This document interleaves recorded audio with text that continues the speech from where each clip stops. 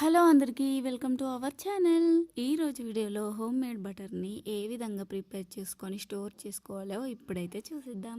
దీనికోసం అయితే మనం పాల మీగడని అయితే ఒక 1 వీక్ పాల మీగడని స్టోర్ చేసుకోవాలి, కలెక్ట్ చేసుకొని స్టోర్ చేసుకోవాలి డీప్ ఫ్రిడ్జ్లో. ఇలా కలెక్ట్ చేసుకున్న ఈ పాల మీగడని ఒక మిక్సీ జార్లో వేసుకొని మెత్తగా మిక్సీ పట్టుకోవాలి. కొంచెం పసుపు కూడా యాడ్ చేసుకొని మిక్సీ పట్టుకొని ఒక బౌల్లో వేసుకొని కూల్ వాటర్ యాడ్ చేసుకొని 2 టైమ్స్ ఈ విధంగా బటర్ని అయితే చక్కగా వాష్ చేసుకోవాలి.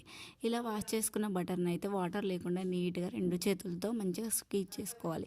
చేసుకొని ఒక బటర్ పేపర్లో వేసుకొని చక్కగా ఫోల్డ్ చేసుకోవాలి. ఈ విధంగా ఫోల్డ్ చేసుకున్న ఈ బటర్ని అయితే డీప్ ఫ్రిడ్జ్లో పెట్టుకొని స్టోర్ చేసుకోవచ్చు. ఇది 1 మంత్ వరకు చక్కగా నిల్వ ఉంటుంది. ఇది ఇలా నిల్వ చేసుకునే బటర్ని మనకు స్వీట్స్లోనైనా కేక్లోనైనా వాడుకోవచ్చు నీట్గా.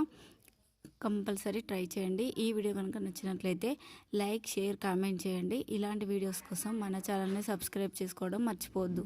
Thanks for watching.